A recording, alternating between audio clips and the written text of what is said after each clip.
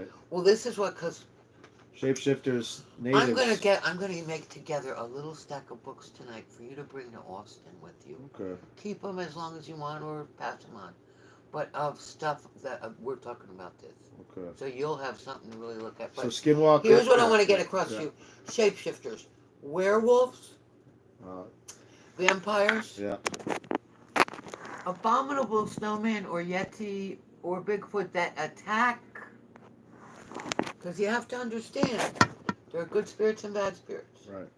There are benign, abominable. There are stories about families of Yeti that have rescued hikers. Yeah.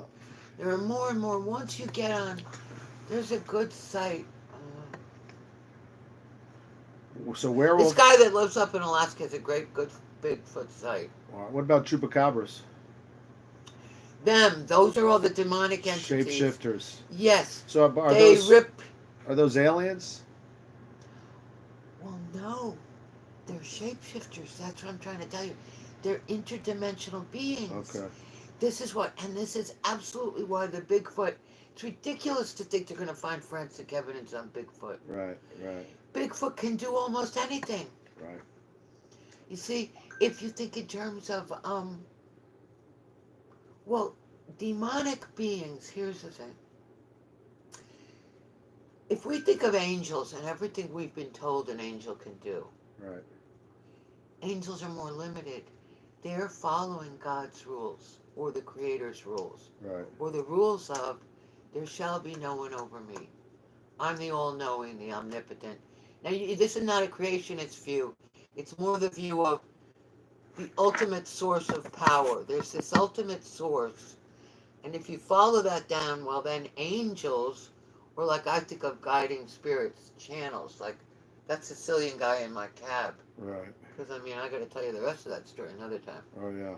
I mean, all the stuff that he like brought into my life, my awareness that somebody could read. He was a big guru for you.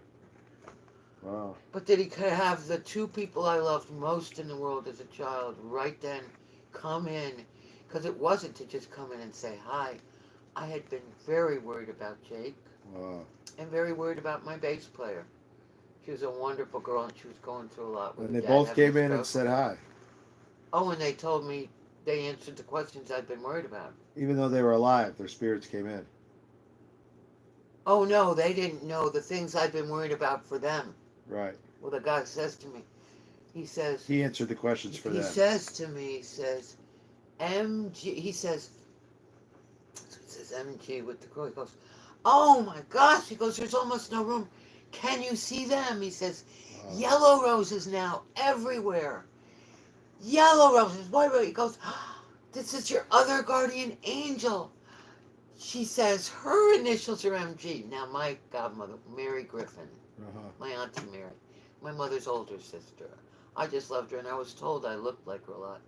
And he says, oh, and she's so pleased. You look so much like her when she was a girl. And they want you to know they love you. Still have your dimples, Kerry. The guy hadn't looked at me, and I hadn't been smiling at him. And he says, and they want you to know you didn't realize. And he started listing off the car wrecks I had. Wow. And he said, do you remember that wreck? He said they were there. Wow. Do you remember this one? And then I had some close calls in some clubs I was playing in as a young... Like, I played in Athens, Georgia before REM did, you know?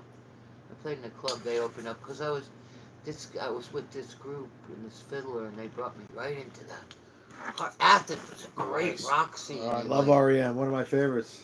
It was a great rock scene. But anyway, Wow. He's like, do you remember when you were there in Athens, Georgia? Do you remember this club in Mobile? Do you remember? Wow. And he's like, he says, they are so proud of you. They were listening, and he says, and they just want to tell you they're so thrilled you still got that beautiful chestnut-colored hair. Wow. And I'm sitting there, I'm like, oh my God. Who was there?